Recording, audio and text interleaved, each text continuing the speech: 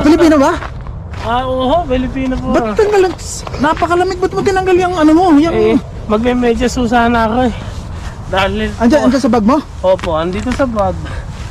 Dahil napakaginaw. Oh my goodness, pare, ba't?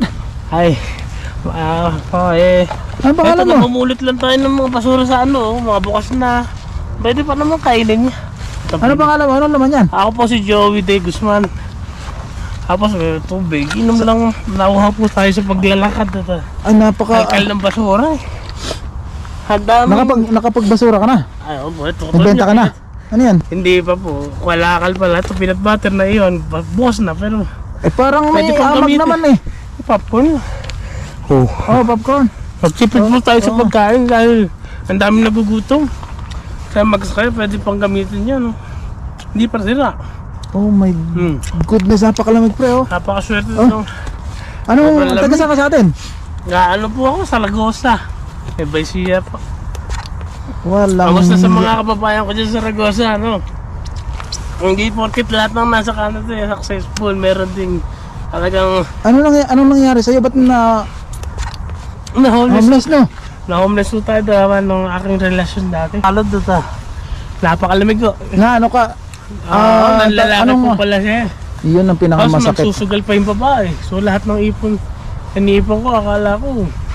Kaya nasa dlak ka sa ganyan? Opo. Pagtingin ko, sira ang naipon. Kasi sumama na sa ibang babae, sa lalaki. Ano mo muna yung medyas mo? Opo, tayo. Ito pong boy sa Canada eh. Kumain ka na ba? Hindi na po, meron tayong dyan. May pamilya ka sa Pilipinas? Ano po yung mga tiyuhin ko sa Angeles? Pampanga. Dito sa Ay, wala po sa Calgary. Saan ka nung galing sa Pilipinas? Ilang taon ka na rito? 17 years na.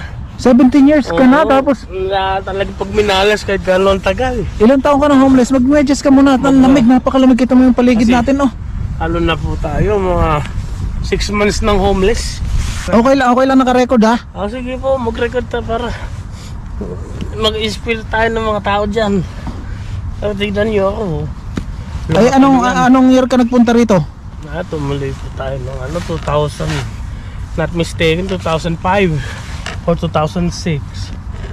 Saan ka bumagsak simula nung dumating ka sa Pilipinas? Ang lugar dito sa Canada? Lang po, Calgary talaga lang. Sa Calgary talaga? Opo. Tapos yung asawa mo, nakasama mo pa rito? Nakasama ko rin po siya. Pero lumipat na ng Vancouver kasi yung may mahal na asawa ng puti. Yan ang yan ang asawa naman pala puti din. Yan ang nagiging problema ng kapwa natin Pilipino. Gaya mo, depression yan malamang kasi kakaisip. Lagi akong gabi-gabi naiiyak bago matulog. Yung makatulog, ikot ako na ikot. Gusto ko na magpakamatay minsan eh. Huwag mong huwag mong... Buti wala kami naging anak. Iisipin yun. Ay, wala kayong anak, hindi kayo nagkaanak. Pero yung bago ka naging homeless, saan ka nagtatrabaho? Sa po tayo, nursing home. Nurse po tayo sa Pinas. Pag talaga yung malas dumating kahit titibagin ang matitibay ng mga Kaya nga walang matibay na lalaki pagka yung mahal na mahal mo yung asawa mo, yung walang matibay diyan. Opo. Basta puso ang pinag-usapan, walang matibay na lalaki diyan. May plano ka ba na lumabas sa lugar na ito? May ang pangarap ko po makalabas na sana ako February kung matuloy yung student loan. Okay, yung maganda. Tapos mag-attend ako ng mag-counseling ako sa mga depression na mga tao na transition to homeless ba. Kaya huwag ko tayo magpatalo sa problema. Kaya lang sa akin wala. Nagdire-diretso ako sa sa bottom. Kaya nga hindi mo na rin naisip yung tamang way, di ba? Hindi na rin. Yung magulang ko hindi nga alam homeless ang anak niya rito. Ayun, nandun sila sa napakasakit. Vancouver. Hindi ko rin masabi kasi problema ko na to. Kaya lang, nakakahiya talaga. Ang lamig pre, ang lamig. Nga po talaga kami nasanay na. Mga dry balat. 6 months ka na nandito. Pero sana yung mga plano mo, pag sa tingin mo talagang tama at makakatulong sa'yo, why not go for it? Gawin po, yun nga, hindi ko susubukan. Palagi ko na isipin o basta yung positive tayo. Ano naman ang bag mo? Walang ano dyan. Ano yung mga ano lang yan. Mga paso-paso lang. Yung mga pang... ay, may mga ano ka dyan, may mga papeles. Ayo po. Huwag mong iwawala yung mga papeles mo, yan ang pinaka-importante sa lahat. Oo nga po may eh. medyas ka pala. Magano tayo, bonnet kasi. Masyadong Oo. ng ano. Minsan na hypothermia, namamatay rito sa Calgary mga kababayan. Sobrang lamig, nakakatulog. Yung tibok na puso tumitigil, tsaka ano, Oo. hindi na sila nagigising, pinapa-ambulance na. Ito guys, yan yung paligid natin ngayon. Tapos Meron din dito homeless mga Meron kababayan. dito. Ang homeless, alam pinipiling lugar. Kaya nga. Pero naglalakad-lakad ka. Naglakad-lakad ka dito. Opo, kung sa basurahan, makakakal na pagkain, ano yan. Pwedeng ano, pag may cellphone, binabalik ko naman. Sinusurrender ko sa City Hall. May C-train. Kaya bahala na sila makipag-ugnayan doon. Oo. Kaya ako po ay maagat gabi, napaka-isip ng isip, iyak. Dito, iyak doon, malamig pa ang panahon.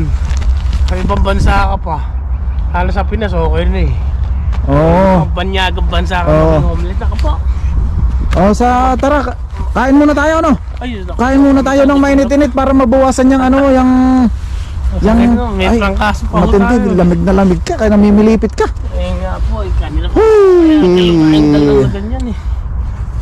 Ito, ang mahirap. Ito ang pinakamahirap na yung makikita mo yung kababayan mo Ay, na nandito sa natutulog po nandito sa lugar na talagang nakikipagpatintero sa alam mo yun. Yan, saka... Parang ganun. Wala kasi Kasi gulong napakalamig. sa gabi. Napakalamig, hindi ka sigurado kung anong bukas meron ka. Totoo po yan. Katunayan po yun dito. Sa Pinas, kalaban mo lang, hirap. Dito, lamig. Kaya nga, lamig ako. yung weather ang kalaban mo talaga dito, lalo pagka ganyan, oh.